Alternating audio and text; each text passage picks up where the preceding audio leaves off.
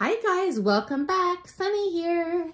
So this is going to be a part 3 of a kind of a mini series I'm doing on some different paths you can take to become a professional dancer. So if you missed out, go back and look at the videos I posted August 2nd and August 4th. This is going to be part 3. So another way that you can become a professional dancer. And today, again, this is just another way.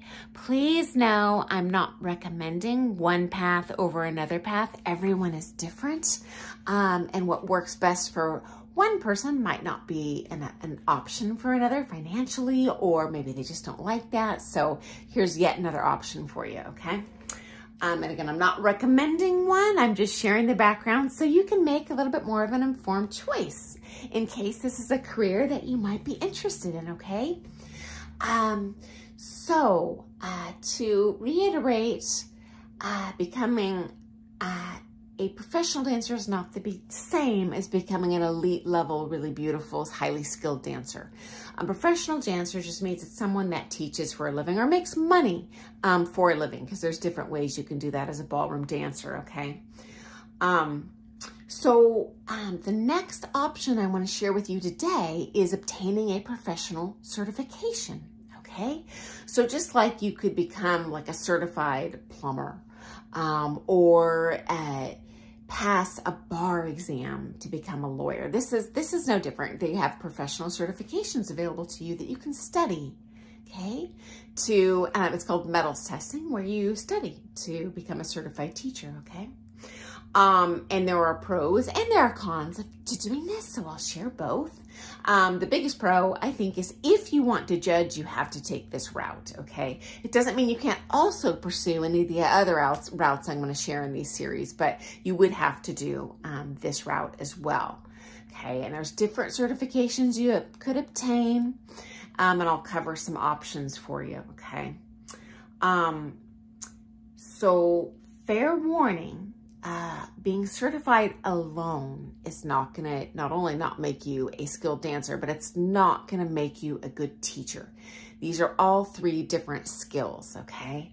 As a matter of fact, you know, I've taken from many former world champions, many current world finalists, and every single one of them, a common factor when you're taking private lessons with them is when I ask a question like, how do I do blah, blah, blah, a certain figure, their response is always, okay, do you want the book answer or the competitor's answer? So the books, the certification books were often written a long time ago, and I don't want to say the technique is outdated, but it has evolved since then. So it's only a foundation, okay?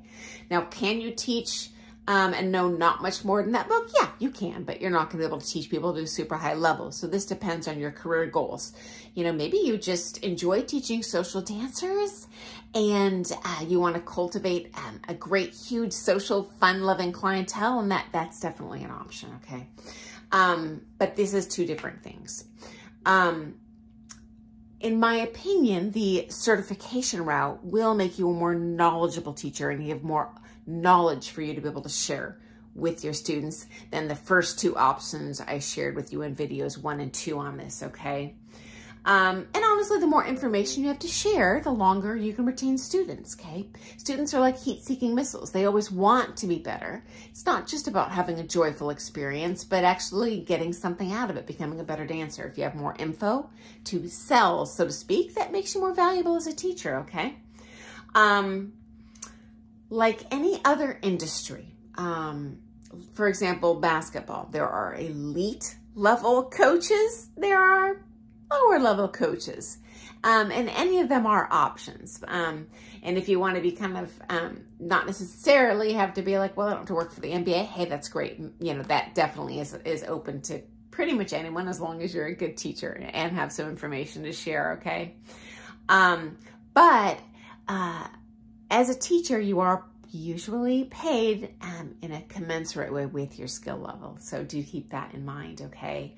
So in my opinion, the easiest certification route is going to be through DVIDA, okay? If you go to dancevision.com ballroom.com/dance-teacher-certification.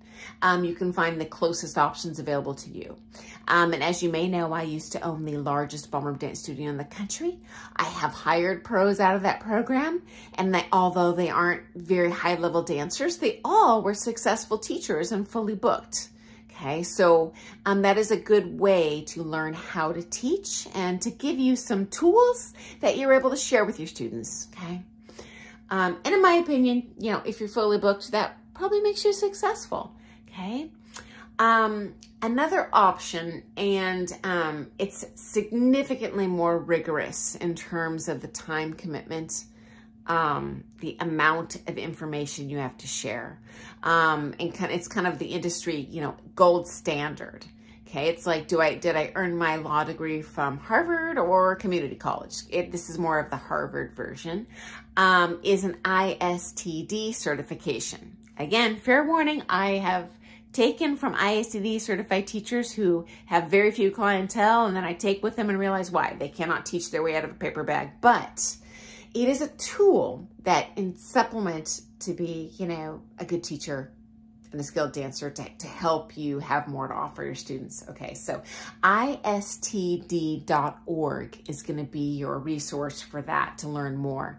And in a nutshell, there's levels of certification: bronze, silver, gold. There is no certification in terms of open level dancing like you would see on TV, but that's a great foundation, okay?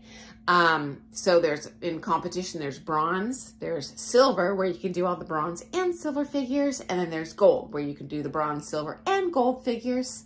And then there's open, where the world is your oyster, and that's the more flashy stuff you're probably seeing on TV, or if you go to a competition, certainly any of the championship level people, okay? Back in my day, I studied for my ISD exam. I believe the camp was sponsored by the British Dance Council. It was in England, and it was like a week or two long camp that you went and you just took a ton of classes and just memorized the syllabus basically, okay? And then afterwards they take a test. Now again, I don't know how it's run these days. I don't think they're unfortunately offering that anymore, which is greatly unfortunate, but you can take coaching from someone who's currently ISD certified, and that's an excellent path too, and probably a heck of a lot cheaper than the route I went. But anyway, if you look up ISD.org, you can figure out who those options are for you. And then you have an examiner who tests you in each of those figures that you've memorized in that book. So you start out with a bronze certification, then a silver certification, then a gold certification. And in my day, I doubt this is even legal these days, but it was so funny. The men only had to demonstrate the leads part and then answer the book questions, you know. And if you were a female teacher, you had to demonstrate both as a lead and then as a follow. So I thought that was pretty ironic at the time. And these days, it's probably not even legal to do it that way. I imagine that they would have both the man and lady do both parts. But if not, hey, ladies, props to you, because I have taken from a lot of older pros that have no clue what the ladies part is, probably in part because they never followed in competition and they were never tested on that. So I think that's kind of funny. So if you are a really skilled lady pro and you can lead and follow, or lead for that matter, hey, props to you. That's going to make you an exponentially better, more valuable teacher for your students, okay? So there's even more options for you. I'm hitting that 10-minute mark, guys, so I better cut this off here, but more to come on path options for you to become a professional dancer. And I found it a fabulously rewarding, joyful career. I cannot imagine doing anything else, so I do highly recommend it if dancing is a joyful passion for you like it is for me, okay? So again, I'm not monetized. I just do this channel for fun and to share with people kind of the background from an insider perspective on what goes on in this industry, for things that you might not necessarily see on reality dancing TV, but hopefully are interesting to you. So if you like the video, please press thumbs up. I get so excited when I see those. Please subscribe. YouTube notifies me every single time you subscribe, and I get so excited. And maybe most important, comment below if you have questions, because I definitely want to share information that's most interesting to you. So if you want more clarification on what we've talked about today, ask. If there's another totally unrelated topic that you're like, hey, how does this work in the real ballroom dance world? Ask, and I promise you I will respond. So thanks so much for joining me. Have an awesome day. I'll see you tomorrow. Toodles.